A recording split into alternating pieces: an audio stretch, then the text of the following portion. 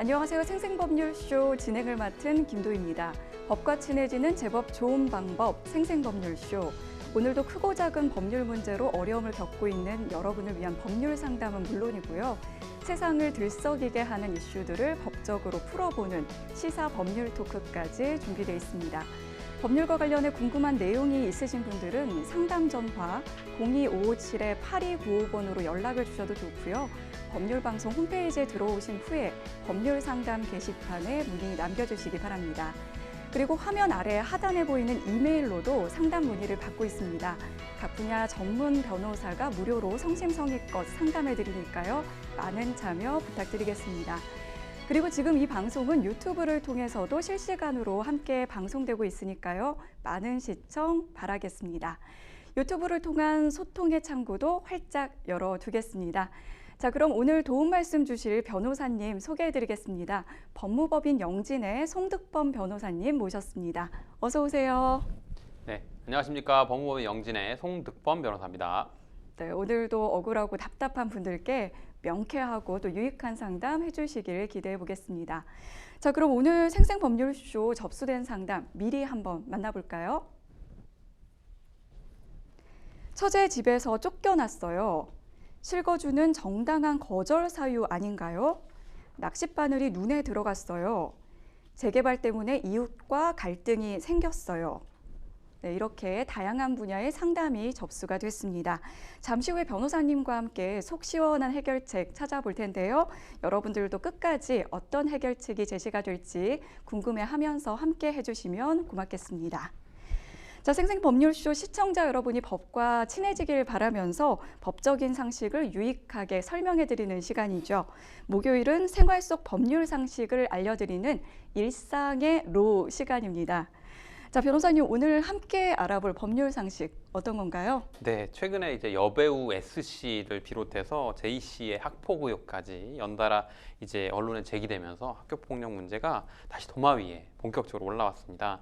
관련해서 이제 학교폭력 8호 처분 그 내용에 대한 관심도 많이 쏠리고 있는데요. 그래서 오늘은 학교폭력에 대한 법률 상식에 대해서 자세히 알려드리려고 합니다. 네, 요즘에 이제 8호 처분을 많이 들으면서 이 학교폭력에 대해서도 일반인 분들이 관심이 많이 늘었을 것 같은데 네.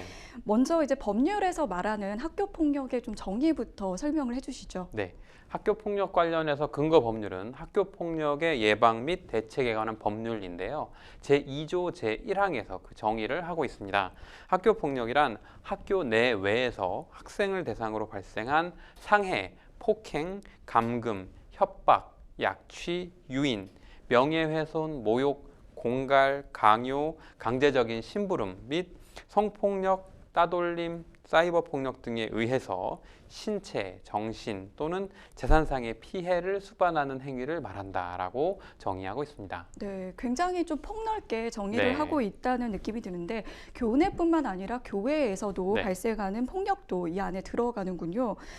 그럼 보통 이제 학교 폭력 신고를 하면은 네. 학폭위가 열린다는 것들은 네. 일반적으로 알고 계시는데 구체적으로 좀 어떤 절차가 진행되는지 좀 궁금하거든요. 네, 우선 이제 학교폭력 대책심의위원회라고 하는 거는 네. 학교폭력의 예방 및 대책에 관한 사항을 심의하기 위해서 학교에 두는 자치위원회를 말하고요. 이를 줄여서 이제 학폭위, 자치위, 혹은 폭대위라고 부르는 경우도 있기는 한데요. 네. 그 학폭위는 학교가 신고를 접수한 날로부터 통상 2주 안에 이제 열리도록 되어 있고요. 과정은 이제 실제 재판이나 청문 절차하고 유사하면서 사안 조사를 위해 피해 학생과 가해 학생을 출석시켜서 진술을 듣는 이제 신문 절차를 진행하는데 양 당사자의 신문이 끝나면 위원들 간의 회의를 통해서 학교폭력 여부 그리고 가해자, 피해자, 학생에 대한 조치를 이제 결정하게 되고요.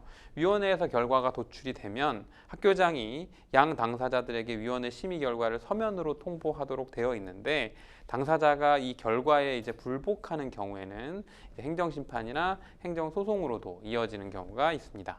네, 변호사님 말씀해주신 절차 중에 가해 학생과 피해 학생이 직접 출석을 해서 이 내용에 대해서 진술을 하는 신문 절차가 있다고 했는데 보통은 피해 학생들이 그 가해 학생을 직접 만나는 것에 대해서 좀 두려움이 있지 않을까 싶거든요. 네. 이렇게 좀 원하지 않는다면 뭐 따로 이렇게 좀 진술할 수 있는 절차도 있을까요? 네, 학교폭력위원회는 이제 대면 심의가 원칙이기는 한데요. 네. 학교폭력위원회를 열 때 관련 학생들에게 각각 다른 참석 시간을 안내해서 이제 아, 관련 학생들이 대면하지 않도록 이제 신경을 쓰고 있기도 하고요. 네. 또 그렇지만 이제 피해 및 가해 학생들의 요구가 있거나 어떤 출석을 하지 못할 특별한 경우가 사유가 있는 경우에는 전화, 화상, 서면 등의 심의 방식을 예외적으로도 이제 활용할 수 있도록 되어 있어서 네. 학생의 심리 상태나 이제 상황이 매우 좋지 않아서 이제 말씀하신 것처럼 상대방을 혹여나 대면하게 되는 것 자체가 추가적인 고통이 될 수 있다. 네, 네. 그런 상황이라고 하면 부모님만 참석해서 대리인으로 진술하는 것도 가능하고요. 다만 이제 학폭위의 당사자가 반드시 출석해야 하는 것은 아니기 때문에 혹은 이제 그런 두려움이라든지 법적인 진술 관련해서 도움을 받기 위해 변호사와 함께 동반 출석하는 것도 가능하고요. 또한 이제 당사자는 변호인을 대리인으로 선임할 수 있고 대리인으로 선임된 변호사는 당사자를 위해서 이제 행정 절차에 관한 모든 행위를 할 수 있습니다. 네, 그렇게 이제 절차를 진행해서 네. 징계 처분이 내려졌어요. 네. 그러면은 별도로 형사 고소는 좀 어떻게 되는 건지 네. 그것도 좀 궁금하거든요. 네, 이제 형사 절차하고 학폭위는 이제 별도의 절차에 해당하거든요. 이제 네. 피해 학생이 학폭위에 신고를 하고 경찰 고소를 진행한 경우에 학폭위에서 징계 처분을 받았다고 해서 그것 때문에 어떤 형사 절차가 당연히 종료된다거나 그런 것은 아니고 그 결과와는 상관없이 수사기관에서 수사를 진행해서 그 정도에 따라 형사처벌을 받을 수 있습니다. 하지만 이제 폭행이나 협박, 상해, 공갈 등의 행위는 형법상 이제 처벌 규정이 있어야 하는 이제 형사 고소가 필요한 사안들이지만 따돌림과 같은 이제 형법상 죄목이 있는 것이 아닌 경우는 형사 고소가 되지 않고 학폭위에서만 이제 그 해당한 상응하는 처벌이 가능한 경우도 있습니다. 아, 그 이제 내용에 따라서 좀 네. 달라지는 부분이 있네요. 네. 이번에 좀 이제 학교 폭력이 다시 이슈가 된 거는 이 네. 여배우 S씨가 이제 학폭 의혹을 받으면서 네. 이제 이게 논란이 됐는데 소속사 측에서는 이 학교 폭력 8호 처분으로 네. 강제 전학을 간 건 좀 네. 인정을 한 것 같아요. 네. 그래서 이 8호 처분이 이제 또 많이 이슈가 됐는데 네. 이게 찾아보니까 1호부터 9호까지 있는데 네. 8호면은 어느 정도로 이게 네. 좀 처분이 좀 중한 건지 궁금하거든요. 그렇죠. 그래서 학교 폭력물이나 징계 처분 같은 경우 이제 1호부터 9호까지 네. 존재하는데 1호부터 5호까지는 비교적 이제 가벼운 처벌에 해당하기 때문에 뭐 1호는 이제 서면 사과, 네. 그다음에 뭐 2호 같은 경우는 접촉 및 보복 행위의 금지, 그다음에 3호는 교내 봉사, 4호는 사회 봉사, 5호는 심리치료, 그다음에 이제 6호 출석 정지부터 이제 심각한 가해 행위에 대한 처분으로 봐서 이제 출석 정지를 하는데 네. 이제 일률적이진 않지만 보통은 가령 이제 언어 폭력 같은 게 있었다. 그 정도면 이제 말씀드렸던 1호의 서면 사과나 뭐 2호 뭐 이런 정도 반복성이라든지 이런 거에 따라 달라지는데 네. 적어도 한 6호 출석 정지부터는 물리적인 폭력이 있었던 경우에 또 그 정도에 따라서 심한 뭐 경미한 경우부터 이제 중한 경우까지 한다고 보면 6호 이후부터는 좀 물리적인 폭력이 있었다라고 추정할 수 있고요. 네. 그래서 7호 같은 경우는 이제 학급에 대한 교체, 이제 9호 같은 경우는 학폭위 결정에 따른 징계에 따른 퇴학 처분, 그리고 말씀 나왔던 그 전학 조치 같은 경우는 8호에 해당하는 중징계에 해당하기 때문에 뭐 이 내용을 할 정도라면 학생의 피해 정도가 좀 상당 부분 심각하고 또 학생 간의 분리가 확실하게 필요하기 때문에 같은 학교 안에서 학급을 분리하는 게 아니라 전학을 강제로 보낸 것이다 라고 이제 그런 추정을 할 수 있을 것 같고, 그래서 이제 개인적으로는 이 처분의 네. 종류에 비춰봐서는 좀 심각하고 지속적인 학교 폭력이 있었을 개연성이 매우 높은 것 같다라고 말씀드릴 수 있을 것 같습니다. 네, 8호면은 상당히 이제 중징계라고 네. 보시는군요. 맞습니다. 그 이제 이번에 그 사건의 그 제보자도 네. 그렇고 이제 보통 그 당시에는 이제 신고를 하지 않고 있다가 성인이 된 이후에 이제 좀 제보를 하거나 이렇게 네. 좀 알리는 경우가 있거든요. 네. 그런데 이걸 좀 알리는 또 적절한 또 그 시기가 또 중요하다는 이야기가 있더라고요. 네. 그게 이제 뭐 학교 폭력과 관련해서 말씀드렸던 이제 어떤 징계 처분과 관련한 사항을 넘어서 이제 네. 그 이상의 추가적인 형사처벌에 해당하는 사안들이 있는 경우에 또 그렇다고 해서 피해자가 이 사안을 묵혀뒀다가 아무 때나 할 수 있도록 하면 또 피의자, 가해자 입장에서도 법적인 불안정성이 장기간 방치된다거나 혹은 이제 네. 수사기관 입장에서도 상당히 오랜 시간이 지나서 더 이상 수사할 수 있는 어떤 자료나 이게 남아있지 않은 상황에서도 사건에 대한 뭐 진행을 해야 된다는 점이 어떤 그 법적인 불안정성 때문에 네. 우리 형사소송법에는 이제 공소시효라는 제도를 두고 있어서요. 네. 범죄 행위에 대해서 검사가 공소를 제기하는 것도 해당 범죄 행위가 벌어진 때로부터 일정 기간 안에만 가능하다라고 하는 공소시효 제도가 있기 때문에 그런데 이제 해당 기간 같은 경우에 이제 범죄 유형에 따라서 좀 상이한데요.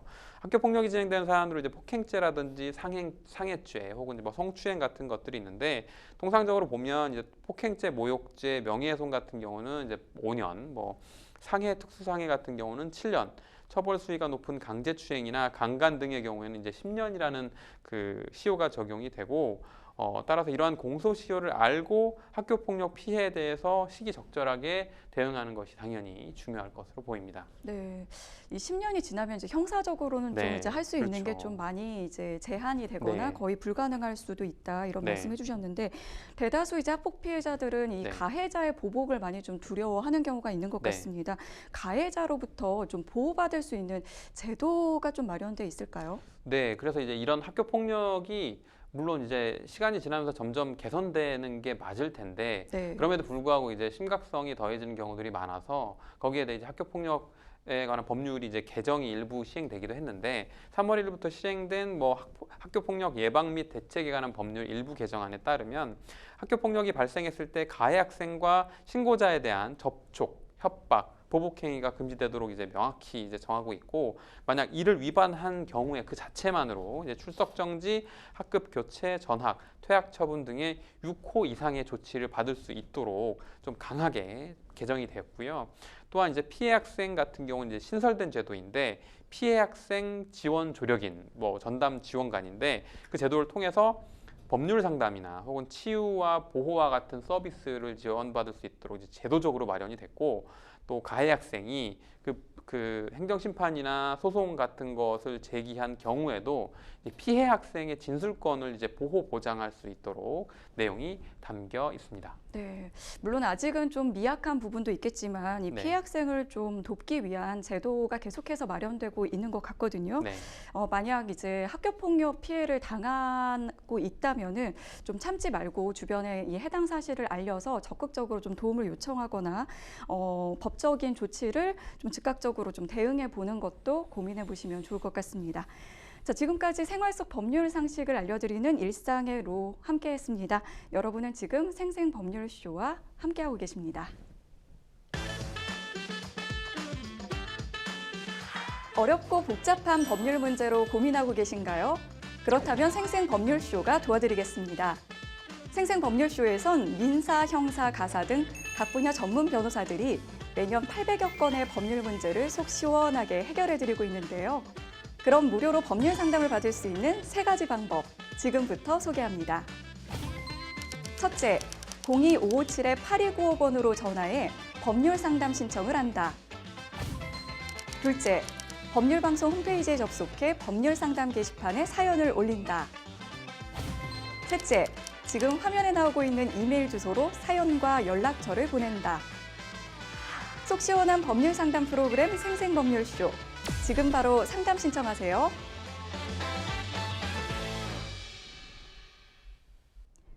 지금부터는 생생법률쇼가 자랑하는 성심성의 무료 법률 상담 시작해 보겠습니다. 전화 상담이 연결돼 있는데요. 받아보겠습니다. 안녕하세요. 예, 안녕하세요. 네, 혹시 어떤 점이 궁금해서 연락 주셨을까요? 예, 이거 무상임대를 좀 살고 있는데요. 네, 집주인이 갑자기 이제 나가라고 얘기를 해요. 내용은 저희들이 여러 가지가 있는데, 네, 그래서 이거를 지금 우리가 언제까지 좀 보호를 좀 받을 수 있나 그런 네. 것들이 좀 궁금해서 전화드렸습니다. 무상 임대를 받으셨고 추가적으로 어떤 내용이 좀 궁금하시다고요?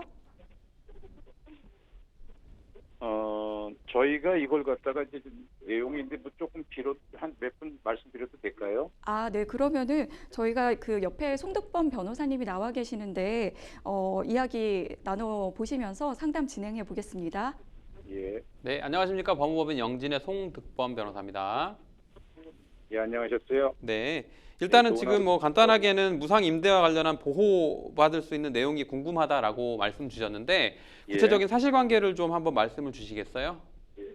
저희가 네. 이제 별도로 살고 있었어요. 그러니까 저희 집사람 처갓집에서 좀 벌어진 문제인데 네, 저희가 이제 계속 저희들이 일산에서 살고 있었고 네, 장모님이 치매가 있으셔가지고 저희가 이제 중간중간에 이제 찾아가서 뭐 이렇게 시간 날 때마다 뵙고 그랬는데 네, 2층에 막내 첫째네가 살고 있었어요. 네, 근데 이제 그 막내 처제는 애들이 어리고 장모님도 그때는 치매 들기 전이어가지고 네, 뭐 애들 빨래도 해주고 뭐 하니까 편했었죠. 네, 그런데 이제 장모님이 치매가 깊어지니까 네, 못 모시겠다 그리고 자꾸 올라오니까 안에 그 내부 계단인데 그 2층도 막 베란다로 막고 그랬었어요. 네, 그래가지고 저기 뭐 요양병원에 보내줘야 된다.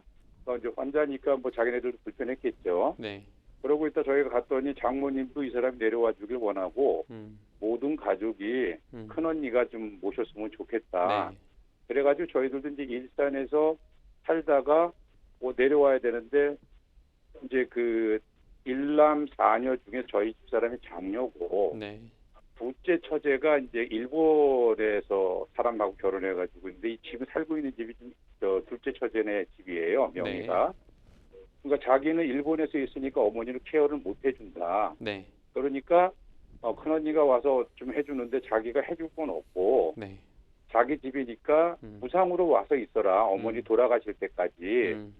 그래서 우리 이제 큰애 작은애는 결혼을 했고 막내가 그때 국민학교를 졸업했기 때문에 그럼 이 친구가 대학교를 들어가면은 인천 쪽에서 다니는 서울에서 다니다가 대학 들어갈 때까지 여기 있겠다. 네, 그렇게 이제 얘기하고 자연스럽게 들어왔어요. 네, 그게 2015년 2월 9일날 뭐 계약서 같은 걸 쓴 건 없고 네, 저희 이제 이쪽으로 이사를 하면서 동사무소에다가 전입 신고한 날짜가 2015년 2월 9일이죠. 네, 그리고 나서 계속 저희가 잘 모셨어요. 나머지 이제 뭐 큰 처제하고 막내 처제하고 처남은 네. 한 달에 4주니까 한 번씩 와서 해준다 그랬는데 처남하고 큰 처제만 그렇게 왔었고 같이 사는 2층에 있는 그 막내 처제는 내려오지도 않았어요. 거기다가. 네, 그런데 작년에 한 5월 달쯤 되셔가 5, 6월 달 돼가지고 장모님이 새벽에 이제 나가시다가 넘어지셔가지고 네, 저희들도 모르는데 경찰이 이제 새벽에 찾아온 거예요. 네, 찾아서 이렇게 수행 보니까 어떤 노인네가 넘어져 있는데 위험하다. 네. 그래서 인하대병원에다 옮겨놓고 찾아서 저희한테 연락 와서 가가지고 났죠. 그리고 나서 이제 집에서 한동안 이제 퇴원하시고 모셨는데 네, 도저히 저희들도 모시기가 힘들게 되더라고요. 네, 그래서 이제 요양병원에 보내드렸어요. 네. 그래서 지금도 이제 요양병원에 오늘도 뭐 아직까지 계시는데 네, 작년 연말까지도 그 이상이 없었어요. 작년 연말에 집사람이 이제 그 나이가 돼가지고 네, 사회보장급여 신청을 할 때 네, 그때 처음으로 이제 무상으로 쓰니까 사용대차 확인서를 써준 게 있어요. 2023년 12월 6일 날. 네, 그리고 나서 있었는데 갑자기 올 초에 와서 나가라는 거예요.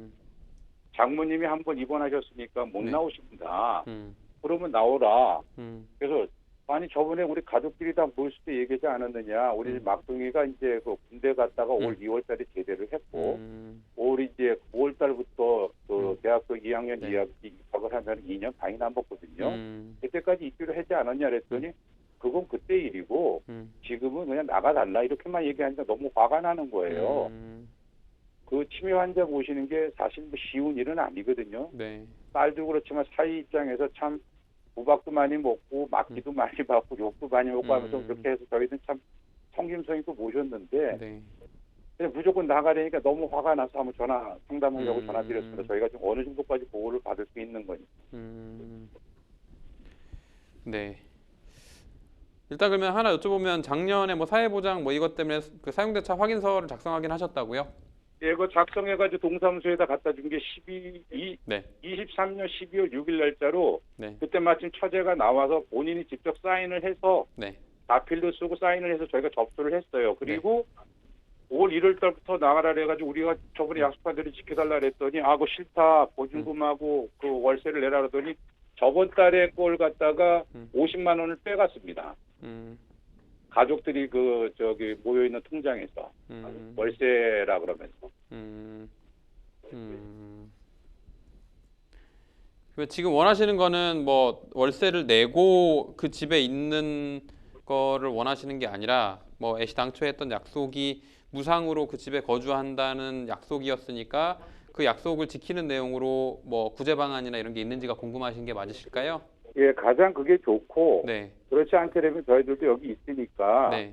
저희들이 지금 뭐 월세 50만 원 그러니까 50만 원씩 내고 있으려고 해요. 네. 근데 또 보증금을 달래니까 너무 또 화가 나는 거예요. 네. 그리고 저번에 그 처제가 집이 또 서울에 하나가 있는데 네. 저기 뭐 장모님 돌아가시기 전까지 또 우리 아들이 졸업하기 전까지 자기가 만약에 한국에 나와 있을 경우에 있으면 네. 서울에 있는 집으로 있겠다. 그랬다가 거기는 또 배를 두고 여기 와서는 저희가 지금 뭐 1층, 3층을 같이 쓰고 있는데 네. 2층에는 그 막내 처제 내가 살고요. 1층에는 1층에는 장모님이 계셨던 데니까 나가셨으니까 우리 아들만 쓰고 있고 이제 3층은 이제 그 전까지는 처음에 제가 여기 왔을 때는 배를 줬다가 네. 그 전까지는 제가 1층 소파에서 잤었죠. 한 3, 4개월을. 그러다가 그 세입자를 내보내주고 이제 제가 3층에 올라와 있는 거거든요. 그래서 같이 쓰고 있는데 네. 너무 뭐 법적으로는 저도 제가 알아보면은 집주인이 나가려면 나가야 되는 건 맞지만 네. 말로 처음부터 오라 그러고 네. 해서 그리고 아직 장모님이 돌아가신 게 아니거든요. 네. 그리고 저희가 매달 가가지고 또 자주 시간 내서 가가지고 또 잘 계시나 거기 뭐 마스크도 선물 받으면 갖다 주고 손소독제도 갖다 주고 뭐 여러 가지 돌보고는 있는데 이런 상황이 됐습니다. 네. 일단 제가 그러면 지금까지 말씀 주신 내용을 토대로 한번 좀 답변을 드려볼게요. 예. 아까 전에 이제 말씀하신 내용 중에 보면 본인께서 어떻게 보면 법률적으로 정확한 용어를 말씀 주신 바가 있는데 사용대차 확인서라는 걸 작성하셨다고 하셨잖아요. 예, 네, 그게 동사무소에 작년 23년 12월 6일 날이요. 네, 알고 있어요. 네, 그 말씀하신 그게 정확히 두 분 사이의 법률 관계를 지칭하는 용어에 해당합니다. 그러니까 민법에서 아까 처음에 이제 말씀하신 내용 중에 이제 임대라고 하는 말씀도 약간 섞여 있었는데 임대라고 하는 건 민법상 임대차는 그 사용에 따른 수익을 함을 대가로 상대방에게 임료를 지급하는 걸 임대차라고 하고요. 근데 무상 관계로 이런 사용하는 관계를 민법에서 명확히 그 정의하고 있는 용어가 바로 사용대차라고 하고요. 사용대차와 관련해서는 민법 제609조가 뭐라고 정하고 있냐면 당사자 일방이 상대방에게 무상으로 사용하고 수익하게 하기 위해서 목적물을 인도할 것을 약정하고 상대방은 이를 사용 수익한 후 그 물건을 반환할 것을 약정함으로써 그 효력이 생긴다라고 정하고 있습니다. 그러면 지금 아까 말씀하신 처제분이 그 지금 거주하고 계신 집의 소유자에 해당하고 처제분이 어제 뭐 그 어머니 치매에 걸리신 어머니를 모시는 그런 관계를 이제 큰언니 가족들이 뭐 거주하면서 했으면 좋겠다라고 하는 걸로 이제 동의를 했었기 때문에 그게 이제 2015년이라고 말씀을 하셨는데 그 2015년에 어쨌건 당사자들 사이에 사용대차가 성립했다라고 보는 게 법률적으로는 맞을 것 같고요. 그러면 이제 여기서 쟁점이 되는 부분은 그럼 이거 언제 돌려주는 게 맞냐? 그 사용대차에 그 대주가 돌려달라고 하면 언제든지 그냥 반환하고 끝이 나는 건지 혹은 이제 차주 같은 경우도 거기에 대해 어떤 항변할 수 있는 사항이 있는 건지가 법률적으로 이제 쟁점이 될 텐데 그 민법 제613조에서 뭐라고 정하고 있냐면 차용물의 반환 시기라고 해서 1항에서는 차주는 약정 시기에 차용물을 반환하여야 한다라고 정하고 있어요. 그러니까 약속한 시기가 있으면 그 기간 동안은 무상으로 사용할 수 있는 권리가 있고 그 기간이 끝나면 차용물을 반환해야 된다라고 정하고 있는데 여기에서 어쨌건 두 분 사이에 이제 쟁점이 될 부분이 바로 613조 제2항에 나오는데 만약에 이제 시기의 약정이 없는 경우에는 차주는 계약 또는 목적물의 성질에 의한 사용 수익이 종료한 때 반환해야 한다. 다만 사용 수익에 족한 기간이 경과한 때에는 대주는 언제든지 계약을 해지할 수 있다라고 정하고 있거든요. 그러면 즉 제가 말씀드린 것처럼 613조 1항에 해당한다면 약정 시기까지는 차주가 사용할 수 있는 권리가 명확히 존재하는 것이고 만약에 2항에 해당해서 시기의 약정이 없는 경우로 본다면 거기에서는 또 시기 약정이 없으니까 언제든지 돌려준다라고 정하는 게 아니라 그 경우에 이제 사용 수익에 족한 기간이 경과한 때 돌려달라고 할 수 있고 그때는 돌려줘야 한다라고 정하는 것입니다. 그럼 해당 사안에서 이제 대학교 졸업할 때까지 막내가 대학교 졸업할 때까지 뭐 살아라 혹은 이제 그때 당시에 뭐 어머니 돌아가실 때까지 있어도 좋다라고 하는 그때의 구두 약속의 내용이 이제 실제로 그 내용이 존재했다는 걸 입증할 수가 있다면 서면의 입증할 수 형태건 구두 약정의 형태건 다르지는 않아요. 다만 근데 구두 약정의 경우에 가장 문제가 되는 부분은 말한 사람은 그렇게 얘기한 적이 없다라고 동상이 얘기를 하고 들은 사람은 나는 그렇게 들었다라고 하는 부분 때문에 만약에 법적으로 소송이 벌어졌을 때 이제 입증의 문제로 당사자 사이에 다툼이 있을 뿐이지 구두 약정이 있었으니까 효력이 없고 서면으로 썼으니까 효력이 있다 이렇게 판단하는 건 아니고요. 예. 그러면 이제 여기에서 법적으로 만약에 문제가 된다라고 하면 어떻게 문제가 될 것이냐면 처제 입장에서는 내가 소유자고 본인들의 기준에는 이미 2015년도부터 뭐 8년 이상 거주하도록 양해했고 이미 2024년에 이르면 9년에 달하기 때문에 이미 사용 수익의 충분한 기간이 다 됐다. 그러니까 돌려줘야 된다라는 내용을 주장한다면 뭐 구두를 이제 나가달라라고 하는 게 안 된다면 민사 소송으로는 이제 그 명도 소송이라고 하는 소송을 제기할 수밖에 없는데 그 명도 소송 안에서 방금 말씀드린 이 내용이 쟁점이 될 겁니다. 그런데 이 관련해서 이제 마지막으로 제가 이제 판례 대법원 판결을 하나를 말씀을 드리려고 하는데 대법원 판결에서는 어떤 내용이 있었냐면 이제 이것도 이런 유사한 사안들이긴 했어요.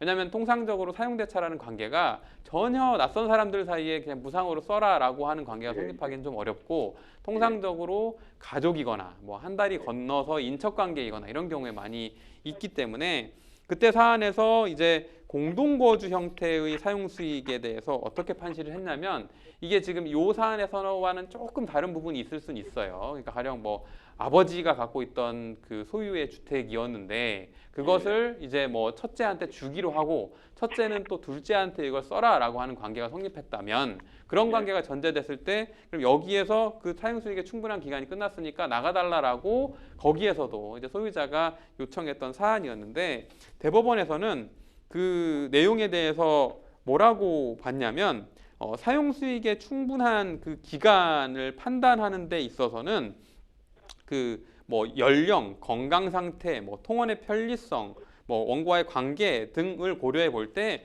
정상적인 생활을 유지하는 동안에는 계속해서 기간의 정함이 없이 사용하는 것을 허락한 것으로 볼 수 있다. 이렇게 그 판시했던 일부 판시사항이 있거든요. 그렇다면 아까 말씀하셨던 그 처제와의 내용 중에 뭐 이미 일산에서 거주를 하고 있다가 이 무상거주 사용대차에 대한 약속을 신뢰하고 생활 반경을 이전을 했고 그를 통해 이제 9년 이상 거주를 상당 기간 해왔고 또 아드님의 이제 제대라든지 이런 특정한 시점이 얼마 남지 않은 상황이라고 하면 그 내용들을 종합적으로 고려했을 때 만약에 설령 그 기간의 정함이 없는 사용대차라고 하는 경우에도 해당 말씀하신 본인께서 말씀하신 그런 사항들이 사용수익에 필요한 기간이 아직 남아있다라는 사유로 대법원에서 뭐 설치한 사항을 일부 인용한다면 법원에서 그런 쟁점이 있을 수 있을 것 같아요. 그럼 이제 제가 마지막으로 이제 정리해서 말씀을 드리면 요 말씀하신 내용과 관련해서 여쭤보면은 네. 여보세요? 예. 네. 방금 뭐 말씀하시지 않았어요? 네. 제가 그러니까 이게 그 사용대차 쓴 게 그러니까 저희가 지금 일산에서 내려와서 여기까지 한 게 그 치매 환자를 모르겠습니다. 지금 치매 환자 모시는 게 상당히 힘들어요. 정말 힘들어요. 네. 그분을 저희가 작년에 사고가 나셨으니까 네. 8년 이상을 모신 거예요. 네, 그러니까요. 별의별 진짜 수모 얘네들 오래면 오지는 않지 또 먹는 걸 많이 좋아하시니까 그 비용도 많이 들어갔지. 그러니까 정말 그리고 또 저도 일해야 되고 집사람도 일을 나가니까 그 네. 짬짬 내서 밤에 그거 다 켜해주고 그랬는데 아주 너무 화가 나는 거예요. 네. 이제 그 화가 나고 감정적인 부분은 어쨌든 더군다나 가족들 사이에 이런 법적인 분쟁이 벌어지면 더군다나 이제 감정이 격앙되고 그런 경우가 뭐 아예 남인 경우보다 더 많아서 이제 그런 화가 그렇죠. 난다는 부분은 조금 이제 내려놓으셔도 될 것 같고요. 제가 아까 말씀드린 것처럼 법률적인 기준으로 그러니까 이제 감정적인 거에서 이제 조금 더 넘어가서 이제 나가달라 뭐 금전적인 문제가 되면 이제 그때부터는 뭐 감정적인 문제가 아니라 법률적인 문제에 해당하고 그렇죠. 네 제가 아까 말씀드린 것처럼 사용대차 관계 두 분 사이의 관계는 법률적으로 이렇게 정리할 수 있고 사용대차 관계에서 사용수익의 충분한 기간에 대한 약속, 그다음에 이제 이런 부분이 쟁점이 될 것이다. 그리고 네. 뭐 그 해당 다만 이제 아까 말씀하신 거를 이제 유리한 사항만 제가 말씀드렸으니까 좀 정리해서 말씀을 드리면 가령 그 부모님을 모시는데 어머니 치매에 걸린 어머님을 모시는데 비용이 들어갔다거나 정신적인 고통이 있었다거나 이런 부분과 관련해서는 예.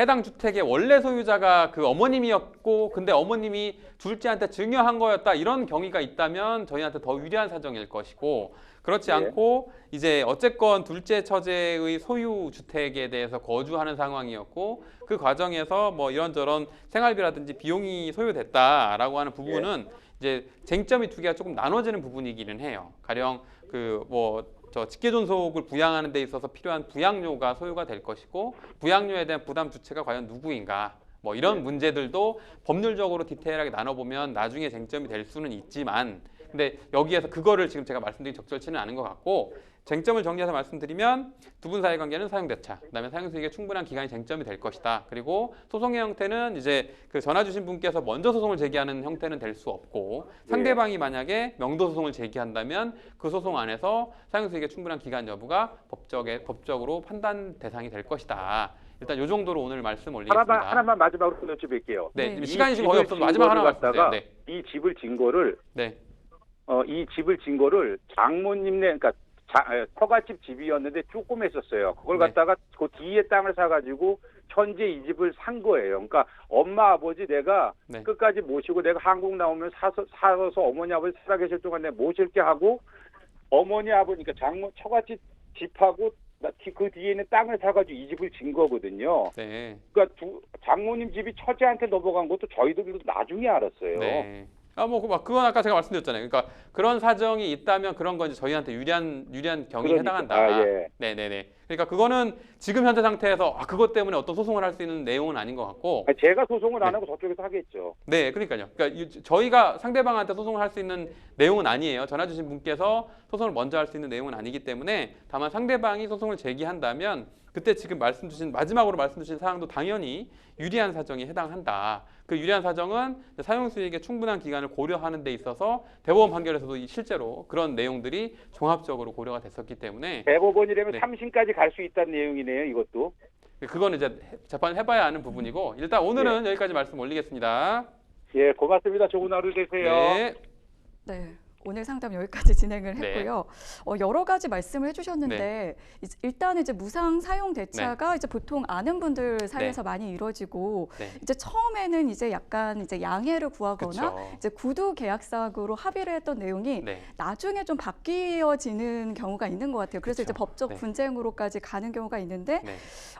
상담자 분이나 아니면 비슷한 경우에 있는 분들이 네. 꼭 잊지 말아야 한다는 부분이 있다면 어떤 점이 있을까요? 네, 일단은 제가 아까 전화 상담자분께도 말씀드린 내용처럼 이제 네. 사용대차는 기본적으로 약간은 호의 관계에서 법률 관계로 넘어온 그런 관계에 해당하고 따라서 이제 사용 대주 입장에서 또 좀 감정적으로라든지 실리적으로 그 기간 동안 내가 월세도 못 받았는데라고 생각하는 부분이 또 있는 반면에 사용 차주 입장에서는 또 그걸 신뢰하고 또 다른 생활 환경을 유지한다든지 하는데 시간과 비용적인 부분이 이제 필요하기 때문에 그 과정에서 민법에서 정하고 있는 게 사용수익에 필요한 기간이 쟁점이 된다. 그렇기 때문에 차주 입장에서도 계약서가 없다고 하더라도 본인에게 유리한 제가 아까 말씀드렸던 그런 사항들을 잘 정리해 주시는 게 중요할 것 같다. 이렇게 말씀 올리겠습니다. 네, 상담자님, 저희 그 유튜브 방송이 이제 네. 다시 보기로 업로드가 되니까 한번 내용을 그 앞부분도 좀 다시 한번 짚어보시면 좋을 것 같고요. 변호사님 말씀 참고하셔서 원하시는 좀 결과로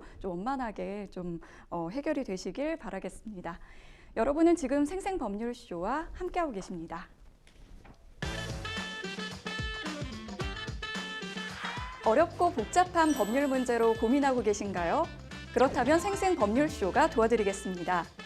생생법률쇼에선 민사, 형사, 가사 등 각 분야 전문 변호사들이 매년 800여 건의 법률 문제를 속 시원하게 해결해드리고 있는데요.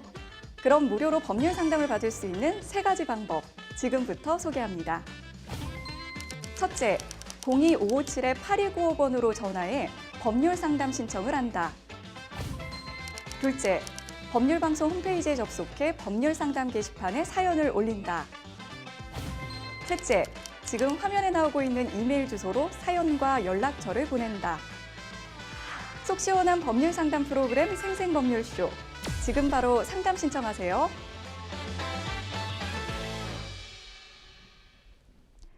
자, 이번에는 법률방송 이메일을 통해 들어온 여러분의 고민을 해결해 드리겠습니다. 어떤 내용인지 함께 보실까요? 저는 아파트 소유자로서 임차인과 임대차 계약을 체결했고 계약 종료일은 2024년 4월 8일입니다. 저는 2024년 1월 8일 임차인에게 실거주를 이유로 갱신 거절 의사를 전화로 통지했고 며칠 뒤 내용 증명도 보냈습니다. 그런데 임차인은 2024년 4월 7일 저에게 문자 메시지로 또 임대차 계약의 갱신을 요구하는 겁니다. 이에 저는 재차 갱신 거절 의사를 통지했는데요. 그러나 임차인은 계약 종료일 직전 갱신 거절이 부당하다며 이사를 거부했습니다. 결국 저는 혼자 소장을 작성해 건물 인도 소송을 제기했고 임대차 계약이 만료되면 제 아들이 임대차 목적 주택에 거주할 예정이라는 주장을 한 상태입니다. 이러한 경우 실거주 목적 갱신 거절이 인정받지 못할 수도 있을까요? 라고 이렇게 사연을 주셨네요.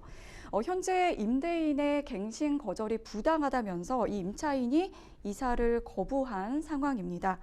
우선 이 임차인의 계약 갱신 청구권, 이 개념부터 좀 짚어주시면 좋을 것 같아요. 네, 이제 주택임대차보호법이 지금 사안에서 이제 아파트 얘기가 나오기 때문에 주택임대차보호법이 쟁점이 될 텐데요. 네. 주택임대차보호법에서 이제 임차인의 거주의 안정을 보호하기 위해서 임대인으로 하여금 일정한 기간 안에 계약을 갱신할지 안 할지 어떤 거절을 원한다면 그 기간 안에 의사표시를 하도록 강제하고 있고요. 또 여기에 정당한 사유가 있다면 임차인이 계약의 갱신을 요구할 수 있는 권리를 계약갱신요구권이라고 합니다.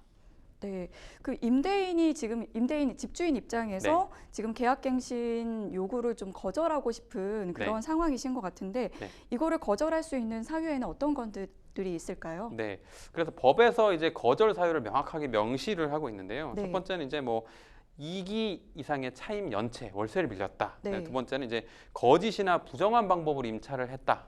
세 번째는 서로 합의해서 임차인한테 이제 상당한 보상을 제공했다. 네 번째는 임차인이 임대인의 동의 없이 전부 또는 일부를 다른 사람한테 빌려준 경우. 다섯 번째는 임차인이 전부 또는 일부를 고의나 중대한 과실로 파손한 경우. 여섯 번째는 전부 또는 일부가 멸실돼서 임대차 목적을 달성할 수 없는 경우. 일곱 번째는 그 계약 체결 당시에 소요기간 등을 고려해서 재건축 계획을 고지한 경우라든지 아니면 건물이 노후 훼손, 일부 멸실 등 안전사고 우려가 있는 경우에도 이제 계약 갱신을 강제해서는 안 되겠고, 여덟 번째로 이제 사안에 해당하는데 임대인 그리고 혹은 임대인의 직계존속이나 직계비속을 포함하는데 즉 임대인이 목적주택에 실제 거주하려는 경우에도 갱신을 거절할 수 있는 사유로 인정하고 있고, 마지막으로 이제 그 밖에 임차인으로서 의무를 현저히 위반한다든지 혹은 임대차를 계속하기 어려운 중대한 사유가 있는 경우에는 임대인도 그 계약 갱신 요구를 거절할 수 있습니다. 지금 아까 얘기해 주셨던 그 여덟 번째, 그러니까 임대인이 직접 이제 실거주를 이유로는 지금 갱신 요구를 거절할 수 있다고 하셨는데 이미 지금 건물 인도 소송을 제기한 상황입니다. 그러면은 이걸 좀 이제 그 증명 책임이 누구한테 있느냐가 제일 중요할 텐데 이 실거주의 입증 책임이랄까, 이 증명 책임 누구한테 있는 걸까요? 네, 여기서 이제 법률에 정한 거절 사유가 임대인이 있어서 내가 거절한 것이다. 따라서 정당하게 거절했기 때문에 나가달라라는 민사소송을 제기한 원고이기 때문에 해당 소송에서 실거주 의사에 대한 입증 책임은 원고인 임대인한테 있습니다. 임대인이 지금 증명을 해야 하는 상황이고요. 그러면은 실거주는 좀 어떤 걸 가지고 판단을 하나요? 네, 여기에서 이제 이게 최근에 들어온 법률 내용이라 해석 기준을 어떻게 해야 될 것인가가 이제 많이 이제 궁금했던 부분인데 굉장히 그 의견이 계속 분분하더라고요. 네, 그래서 이제 대법원에서 작년에 이제 이와 관련해서 이제 판결을 내렸는데 앞서 말씀드렸던 것처럼 입증 책임과 관련해서 대법원에서 이제 그 입증 책임은 누구한테 있냐? 임대인한테 있다라고 설시를 했고, 실제 거주하려는 의사의 존재는 그런 의사를 표명했다는 사실 자체로 인정되는 것은 아니고 임대인 내심에 있는 장래에 대한 계획이라는 위 거절 사유의 특성을 고려할 때는 이 임대인 의사 가공된 게 아니라 진정하다는 걸 통상적으로 수긍할 수 있을 정도의 사정이 인정돼야 되고, 이거는 이제 임대인의 주거 상황이나 임대인이나 그의 가족의 직장이나 학교 등 사회적 환경, 뭐 거주하려는 의사를 가지게 된 경위, 임대차 계약 갱신 거절 전후의 임대인의 사정이라든지 임대인의 실제 거주 의사와 배치되거나 모순되는 말을 한 적이 있는지 등을 종합적으로 고려해서 판단한다라고 대법원에서 판시한 바가 있습니다. 네, 그러면 임대인이 이걸 실거주를 증명을 못하면 이제 패소할 가능성이 좀 높아 네, 보이긴 그렇죠. 하는데 네. 임차인 입장에서도 사실 거기에 대해서 좀 대응을 해야 될 네. 것 같거든요. 임차인이 증명할 때는 어떤 좀 뭐 증거들을 좀 가지고 증명할 수 있을까요? 네, 이제 이 소송에서 벌어졌을 때 임차인 입장에서는 임대인이 가령 실제 거주를 위해서 종전 주거를 정리하지도 않았다. 뭐 네. 계속 뭐 어디 뭐 부산에 거주하고 있는데 여기 실거주를 하겠다고 서울에 있는 소유주택에 대해서 계약갱신 거절을 한다. 근데 그러면 상식적으로 보더라도 직장도 부산에 있고 뭐 종전주택도 부산에 있고 그걸 정리한 사실이 전혀 없다. 실제 현재도 부산에 살고 있다. 그런데 서울주택의 실거주 목적으로 하려고 한다라고 하는 건 누가 보더라도 네. 이제 거주 의사가 없는 상황이기 때문에 이런 간접적인 정황들을 확보할 수가 있다면 그런 사항들로 임차인 입장에서 반대 증거로, 입증 책임은 원칙적으로 임대인에게 있지만 네, 네. 임차인이 그에 따른 반대 증거를 제출할 수 있을 것 같습니다. 네, 여기에서는 이제 처음에는 이제 본인이 임대인이 직접 내가 실거주하겠다라고 네. 했다가 지금 소장에는 이제 아들이 거주할 예정이다라고 했는데 물론 이제 직계 존 비속이 실거주하는 경우도 들어가 있는데 당초 이제 통지했던 거절 사유랑은 좀 달라졌거든요. 네. 이게 뭐 재판에서 좀 네. 불리하게 작용할 수도 있을까요? 네, 이제 임대차보호법에서 직계비속을 포함하고 있기 때문에 법에 해당하는 주장은 맞기는 하죠. 그런데 네.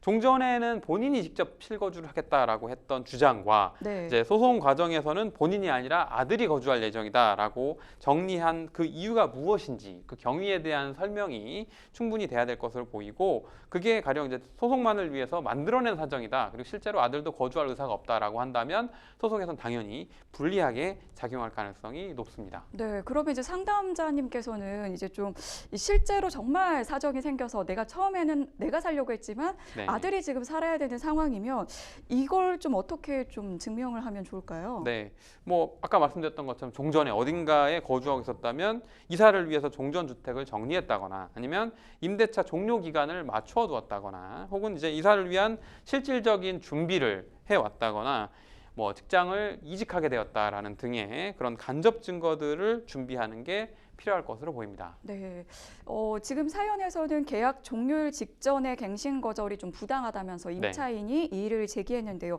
보통은 이제 몇 개월 전부터 통지를 해야 하나요? 네, 주택임대차보호법 6조 1항에서는 6개월 전부터 2개월 전까지, 그러니까 종료 기간으로 역산해서 6개월 전부터 2개월 전까지 통지를 해야 되고, 네. 이를 위반해서 가령 뭐 보름 전, 뭐 이틀 전 이렇게 통지를 할 경우 임차인도 새로운 거주지를 확보한다든지 이런 시간이 없기 때문에 그 경우까지 통지하지 않는다면 자동으로 갱신되도록 법에 정하고 있습니다. 네, 지금 건물 인도 소송을 제기한 상태고 네. 만약에 이제 임차인이 패소를 했는데 집을 비워주지 않는다면 그럴 때는 이제 좀 어떤 절차를 또 진행해야 될까요? 네, 건물인도 소송에서 이제 임대인이 최종적으로 확정 판결로 승소를 했다. 네. 그러면 이제 그럼에도 불구하고 임차인이 비우지 않는다라고 네. 하면 부득이 이제 그 명도 소송의 판결문에 따라서 강제 집행 절차를 실행할 수밖에 없을 것 같습니다. 네, 그렇군요. 저희가 일단은 임대인이 이제 지금 상담자님이어서 임대인 입장에서 네. 말씀을 드렸지만 만약에 이제 또 임차인 입장에서 부당하게 좀 갱신을 거절당했을 경우에는 네. 어떻게 좀 대응하는 게 좋을까요? 네, 여기서 이제 사연자분께서 내용 증명 보냈다는 얘기가 나와요. 네. 그러니까 반대로 임차인 역시도 임대인의 그 계약 갱신 거절 통지가 기간을 준수하지 않았던 구체적인 자료가 있다면 그걸 첨부해서 부당한 거절이다라는 사항을 내용 증명을 통해서 의사 통지를 해두시는 게 좋습니다. 왜냐하면 이 경우는 임대인과 달리 임차인이 먼저 임대인을 상대로 소송을 할 수 없기 때문입니다. 네, 그러면은 좀 마지막으로 이 상담자님께 조언 한 말씀 해주신다면 어떤 말씀 해주시고 싶으신가요? 네, 소송에서 이제 상대방 주장을 반박하기 위해서 이제 증거 정리, 그다음에 이제 뭐 서면 제출 등 세밀한 진행이 필요해 보이는데 사연자분께서 이제 좀 본인 입장에서 억울하신 부분들과 관련해서는 법률 전문가의 도움을 받으셔서 잘 진행하시면 될 것 같습니다. 네, 저희가 말씀드린 내용을 바탕으로 좀 원하시는 결과 얻으시길 바라겠습니다. 계속해서 저희는 법률방송 이메일을 통해 들어온 여러분의 고민들 해결해 드리도록 하겠습니다. 어떤 내용인지 함께 보실까요? 저는 낚시를 좋아해서 봄만 되면 항상 낚시를 다니는데요. 얼마 전에도 낚싯배를 탈 일이 생겨 신나게 낚시를 하러 갔습니다. 그날따라 낚시 초보들이 많더라고요. 함께 배를 타게 됐는데 처음에는 대수롭지 않게 생각했었죠.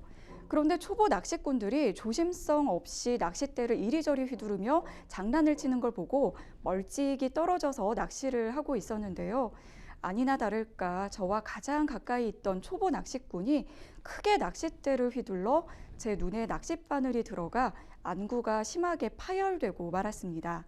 당연히 배 안은 난리가 났고 바로 응급실로 갔지만 오른쪽 눈의 시력이 돌아오지 않을 수도 있다는 소리를 듣게 됐습니다. 낚싯바늘을 휘두른 남성은 계속해서 미안하다며 어떻게든 보상하고 싶다고 얘기하는데 너무나도 혼란스러운 상황이라 어떻게 대처해야 할지 잘 모르겠습니다. 정말 좀 끔찍한 일이 벌어졌는데요. 네. 낚시를 하다가 실명 위기에 처하게 된 상황입니다. 법률적으로 어떤 부분부터 좀 짚어보면 좋을까요? 네, 일단은 그 해당 내용에서 장난을 치다가 다른 사람의 안구를 다치게 했고 그로 네. 인해 이제 실명 위기까지 처한 상황이기 때문에 민사적으로 손해배상의 쟁점이 있을 수도 있고 또 그 관련해서 형사적으로 처벌 대상이 될 수 있을지도 쟁점이 될 것 같습니다. 네, 여기에서는 이제 초보 낚시꾼이라고 하면서 내가 그럴 만한 의도는 없었다 이런 좀 주장을 하고 있는 것 같은데 이럴 경우에는 이제 좀 어떻게 좀 처벌이 될지가 좀 궁금하거든요. 네, 만약에 여기에서 이제 그 상대방은 난 그럴 의도는 없었다라고 네. 해서 이제 과실을 주장하는 것으로 보이는데 네. 상황을 조금 달리 정해서 본다. 만약 고의로 이런 일을 했다라고 네. 하면 일반적으로라면 형법 250조에서 정하고 있는 상해죄로 처벌을 할 수 있지만 네. 여기 안구 파열 같은 경우는 또 가중처벌 조항이 형법에 별도로 있습니다. 그래서 네. 중상해죄라고 해서 사람의 신체를 상해해서 생명에 대한 위험을 발생하게 한 경우는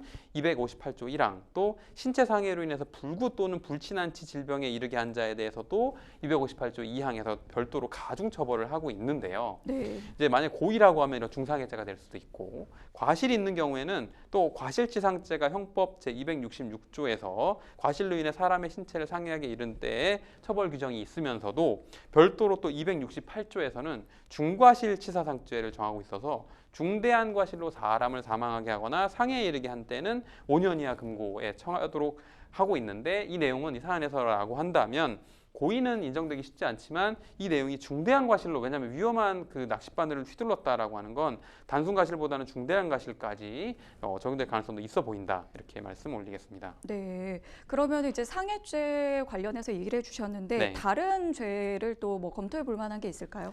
네, 일단은 죄명상으로는 이제 고의죄가 말씀드렸던 것처럼 고의에 따른 어떤 중상해죄라든지 과실이 네. 있는 경우에는 과실치사상인데 중과실치사상죄를 검토할 수 있을 것 같습니다. 네, 현재 시력에 좀 영구적인 장애가 좀 예상이 되고 있는 만큼 좀 큰 수술을 해야 하는 그런 상황이 올 수도 있을 것 같은데 이런 경우에는 좀 피해 보상이라든지 어느 정도 금액으로 좀 생각을 할 수 있을까요? 네, 수술로 인해서 이제 치료비가 1,000만 원이 들어갔다. 그럼 네. 당연히 그 부분이 적극적 손해로 인해서 이제 배상 기준에 적극적 손해로 인정이 될 것이고 또 그로 인해 후유 장애가 발생했다라고 하면 노동 능력 상실 정도를 고려해서 또 그에 따른 소극적인 손해액이 책정이 될 수 있고 또 거기에 별도로 정신적 고통에 따른 위자료의 책정도 가능할 것 같습니다. 네, 여기에서는 이제 초보 낚시꾼들이 함께 이제 승선을 하게 됐는데 이 낚시에 대해서 좀 안전 교육이라든지 이런 것들을 좀 선장이나 아니면 그 배 관련된 분들이